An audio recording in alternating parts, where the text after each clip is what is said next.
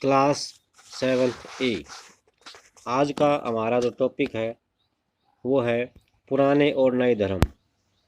अर्थात हम पढ़ रहे हैं हजार वर्षों में जो जो परिवर्तन हुए हैं, पिछले हजार वर्षों में जो 700 से लेकर 1750 के बीच में जो भी परिवर्तन आए हैं उन सब का हम अध्ययन कर रहे हैं। तो हमने लगभग लास्ट टॉपिक पे आ चुके हैं। अब देखते हैं इसमें क्या धर्मों में क्या परिवर्तन हुआ, पुराने और नए धर्मों में क्या डिफरेंस आया।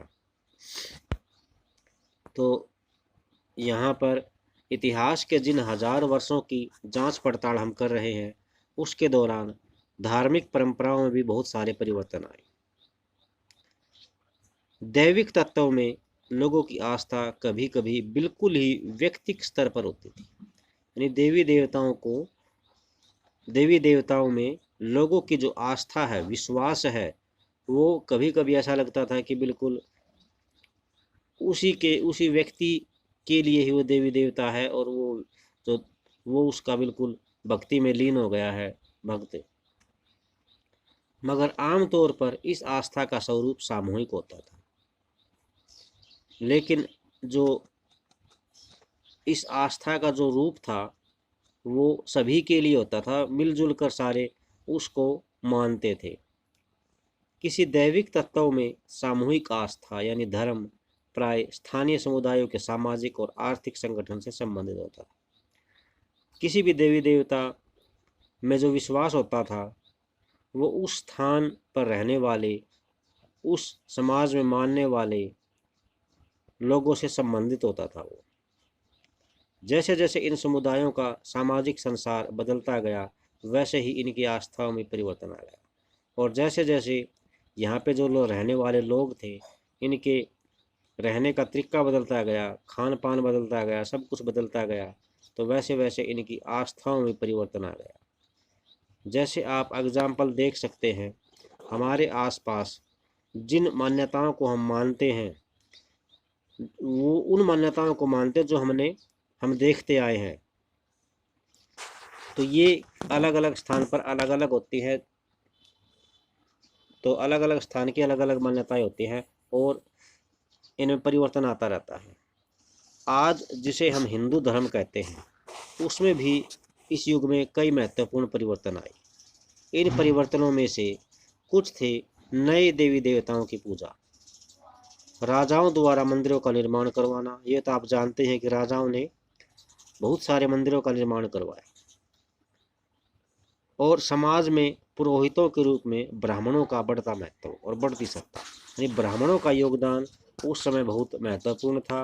ब्राह्मणों की इज्जत होती थी, ब्राह्मणों को कई अधिकार प्राप्त थे जो अन्य लोगों को प्राप्त नहीं थे। ब्राह्मण कुल में पैदा होना बहुत अच्छा समझा जाता था, उसको देवता तक माना जाता था, उसकी हर बात पूरी की जाती थी।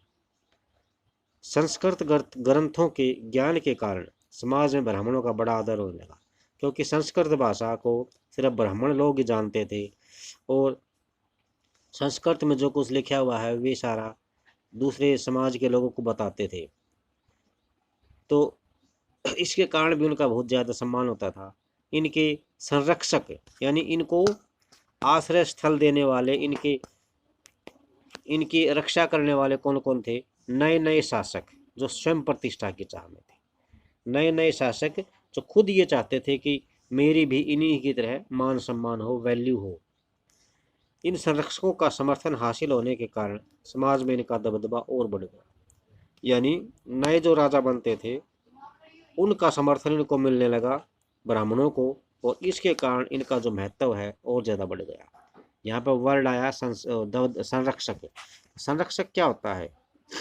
कोई प्रभावशाली धनी व्यक्ति जो किसी कलाकार, शिल्पकार, विद्वान या अभिजात जैसे किसी अन्य व्यक्ति को मदद या सहारा दे। तो अभिजात का मतलब होता है अच्छे कुल में पैदा होने वाला। तो ये इनको समर्थन मिलता था किसका? राजा का, और राजा का संरक्षण होने के बाद ये इनका महत्व और ज़्यादा बढ़ जाता था। जैसे आज के टाइम में अगर आज का राजा कौन है भारत का? आज फिलहाल राजा कौन है? आज भारत का जो राजा है वो है नरेंद्र मोदी, प्रधानमंत्री नरेंद्र मोदी। और अगर नरेंद्र मोदी किसी को ये कह दे कि आप जो कुछ भी करेंगे वो मेरी सलाह से करेंगे, तो बताओ उस व्यक्ति का महत्व कैसे बढ़ जाएगा। प्रधानमंत्री मोदी तक ब्राह्मणों को समाज में इज्जत दे, वैल्यू दे, तो और दूसरे लोग तो उनकी वैल्यू समझेंगे। इस युग में एक महत्वपूर्ण परिवर्तन भक्ति की धारणा में आया, यानी लोगों की भक्ति करने की परंपरा में आया।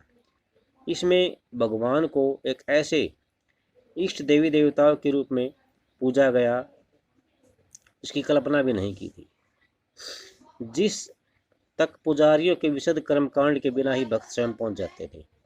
यानी पुजारियों का जो महत्व था, उनके जो कार्य होते, एक्टिविटी होती है, उनके कर्मकांड के बिना ही भक्त स्वयं पहुंच जाते थे देवी देवताओं तक। इस विषय में हम इस चैप्टर के बारे में ज़्यादा जानकारी 8 चैप्टर में पढ़ेंगे। यह वह युग था जिसमें इस उपमहाद्वीप में नए नए धर्मों का भी आगमन हुआ, नए नए धर्म आए। कुरान शरीफ का संदेश भारत में सबसे पहले 7वीं सदी में व्यापारिक और अप्रवासियों के जरिए पहुंचा। यानी कुरान शरीफ का जो संदेश है वो भारत में 7वीं शताब्दी में आया था, जो यहाँ व्यापार करने के लिए आते थे उनके द्वारा। मुसलमान कुरान शरीफ को अपना धर्म ग्रंथ मानते थे, आज भी मानते हैं। केवल एक ईश्वर अल्लाह की सत्ता को स्वीकार करते हैं।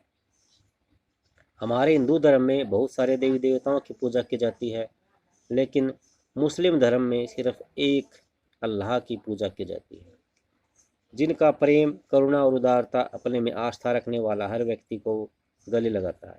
यानी जिसका प्रेम, करुणा यानी दया और उदारता अपने में आस्था रखने वाले हर व्यक्ति को गले लगाता है, चाहे वह व्यक्ति की समाज में कुछ भी पृष्ठभूमि रही हो, किसी भी समाज से हो, किसी भी ग्रुप से हो। कई शासक इस्लाम और इसके विद्वान धर्मशास्त्रियों और न्यायशास्त्रियों अर्थात उलेमा को संरक्षण देते थे। न्यायशास्त्री किनको कहा गया? उलेमाओं को न्यायशास्त्री कहा गया, जो जज की तरह होते थे हमारे हिंदू धर्म में। हिंदू धर्म की तरह ही इस्लाम के अनुयायी भी अपने धर्म की अलग अलग तरह से व्याख्या करते थे। मुसलमानों में कुछ शिया थे, यानी शिया जो मुसलमान थे वो पैगंबर मोहम्मद साहब के दामाद को मुसलमानों का विधि सम्मत नेता मानते थे। यानी शिया मुसलमान पैगंबर जिन्होंने मुस्लिम धर्म चलाया, उसके दामाद अली को मुसलमानों का नेता मानते थे। कानून के अनुसार वे नेता मानते थे शिया मुसलमान। और कुछ सुन्नी थे जो खलीफाओं के प्रभुत्व को स्वीकार करते थे। यानी कुछ शिया और सुन्नी दो प्रकार के मुसलमान थे। पहले वाले मुसलमान तो जिन्होंने मुस्लिम धर्म चलाया, मोहम्मद पैगंबर, उसका जो लड़की का पति था अली, उसको नेता मानते थे कानून के अनुसार। और कुछ दूसरे मुसलमान थे वो सुन्नी थे, जो खलीफाओं के प्रभुत्व को स्वीकार करते थे। यानी मुसलमानों का धर्मगुरु खलीफा कहलाता था। इस्लाम के आरंभिक दौर में इस धर्म का नेतृत्व करने वाले खलीफा कहलाते थे। शुरू में जो धर्मगुरु थे उनको खलीफा कहा गया था, और आगे भी यही परंपरा चलती रही। इस्लामी न्याय सिद्धांत विशेषकर भारत में हनफी और शफी ऐसे सिद्धांत हैं कि विभिन्न परंपराओं में कई महत्वपूर्ण परिवर्तन होते रहे हैं। यानी इस्लामी न्याय सिद्धांत की परंपरा में कई महत्वपूर्ण चेंज आते जाते रहे। ऐसे ही धर्म सिद्धांतों और रहस्य विचारधाराओं को लेकर अनेक विभिन्नताएं देखने को मिलती हैं। तो आज पूरा ही कर देते हैं अभी। समय और इतिहास के कालखंडों पर विचार। इतिहासकार समय को केवल घड़ी या कैलेंडर की तरह नहीं देखते, यानी वे केवल दिन, घंटे या वर्षों के बीतने के रूप में नहीं देखते हैं। उनका नज़रिया यह है कि समय सामाजिक और आर्थिक संगठन में आने वाले परिवर्तनों को दिखाता है। ये सबको पता है कि समय क्या है, समाज में रहने वाले लोगों के बीच में आर्थिक संगठनों को दिखाता है। यह दिखाता है कि विचार और विश्वासों में कितना स्थायित्व रहा है, यानी कितने विचार और परंपराएं हैं बदल गई है और कितनी नहीं बदली हैं। यदि अतीत का यदि अतीत को समान विशेषता रखने वाले कुछ बड़े बड़े विद्वानों, युगों अथवा कालों में बांट दिया जाए तो इसका अध्ययन समान हो जाता है, आसान हो जाता है। यानी एक जैसे विचारों को एक साइड में रखना, दूसरे जो असमान विचारों को एक साइड में रखना, तो इस प्रकार हम इसका अतीत का अध्ययन करेंगे तो आसानी हो जाएगी। 19वीं सदी के मध्य में अंग्रेजी इतिहासकारों ने भारत के इतिहास को 3 युगों में बांट दिया था, हिंदू, मुस्लिम और ब्रिटिश। ये चीज़ आप 8th क्लास में भी पढ़ेंगे भी, फर्स्ट ही चैप्टर में। यह विभाजन इस विचार पर आधारित था कि शासकों का धर्म ही एकमात्र महत्वपूर्ण ऐतिहासिक परिवर्तन होता है। यानी जिस धर्म को मानने वाले शासक किसी देश पर शासन करते हैं तो पूरे देश का वही धर्म बन जाता है। जैसे सबसे पहले हिंदू शासकों ने राज किया तो हिंदू धर्म मान लिया, फिर बीच में मुस्लिम आ गए तो इस धर्म को मुस्लिम में बांट दिया, फिर लास्ट में अंग्रेज आए थे तो इस तरह बांट दिया था। इस दृष्टिकोण में इस महाद्वीप को अपार विविधता की उपेक्षा हो जाती थी, और इस ऐसा जो डिवाइड किया गया इसको, इसमें जो हमारे देश में अलग अलग विविधता थी, खान पान अलग, वेशभूषा अलग, पढ़ाई लिखाई अलग, संस्कृति अलग, और सबकी परंपराएं अलग, इनको नज़रअंदाज कर दिया जाता था। इस काल विभाजन को आज बहुत कम इतिहासकार ही स्वीकार करते हैं। अधिकतर इतिहासकार आर्थिक और सामाजिक कारकों के आधार पर भी इतिहास के यानी अतीत के विभिन्न कालखंडों की विशेषताएं तय करते हैं। पिछले साल आपने जो इतिहास पढ़े थे उसमें प्राचीन समाजों के कई टाइप्स का समावेश था, जैसे शिकारी, संग्राहक, प्रारंभिक दौर के कृषि किसान कह लो, शहरों और गांव के निवासी, और आरंभिक दौर के राज्य और साम्राज्य। इस साल आप जो इतिहास पढ़ेंगे उसे मध्यकालीन इतिहास कहा जाता है।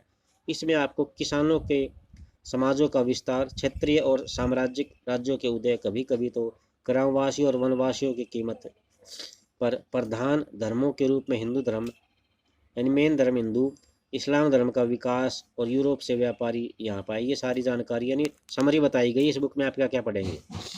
फिर है भी भारत के इतिहास के ये 1000 साल अनेक बदलावों के गवाह रहे हैं। आखिरकार 16वीं और 18वीं शताब्दी, 8वीं और 11वीं शताब्दी में काफ़ी भिन्नताएं थी। यानी 16वीं और 18वीं शताब्दी तथा 8वीं और 11वीं शताब्दी में काफ़ी अंतर था। इसलिए हम सारे काल को एक ऐतिहासिक इकाई के रूप में देखना समस्याओं से खाली नहीं समझते। फिर मध्यकाल की तुलना प्राय आधुनिक काल से की जाती है। आधुनिकता के साथ भौतिक उन्नति और बौद्धिक प्रगति का भाव जुड़ा है। इसका मतलब यह निकलता है कि मध्यकाल जो था वो रूढ़िवादी था, उस दौरान कोई परिवर्तन हुआ ही नहीं। लेकिन हम जानते हैं कि ऐसा नहीं था, बहुत सारे परिवर्तन मध्यकाल में हुए थे। 1000 वर्षों के दौरान इस उपमहाद्वीप के समाज में प्राय परिवर्तन आते जाते रहे, और कई क्षेत्रों की अर्थव्यवस्था तो इतनी मजबूत हो गई कि उसे यूरोप की सारी कंपनियों को भी आकर्षित करना शुरू कर दिया। यानी कई राज्य थे जो इतने प्रसिद्ध हो गए थे पैसे के मामले में, व्यापार के मामले में, कि इंग्लैंड के जो व्यापारी लोग थे उनको भी अपनी तरफ खींचना शुरू कर दिया। इस पुस्तक को पढ़ते समय आप परिवर्तनों के चिन्ह और सक्रिय ऐतिहासिक प्रक्रियाओं पर ध्यान देते चलें। जब भी संभव हो इस पुस्तक में आप जो पढ़ रहे हैं, आपकी तुलना पिछले वर्ष पढ़ी हुई बातों से करने की कोशिश करें। यानी 6th क्लास में जो आपने पढ़ा था उससे कंपैरिजन करें, जहाँ भी संभव हो कहीं बदलाव हुए हैं और कहाँ नहीं, और आज आसपास की दुनिया पर नज़र डालकर ज़रूर देखें कि क्या कुछ बदला है या नहीं बदला है, या वैसा ही हो रहा है। तो इसी के साथ आपका जो चैप्टर है वो ख़त्म हो चुका है। कल हम इसके प्रश्न बताएंगे आपको। थैंक्स।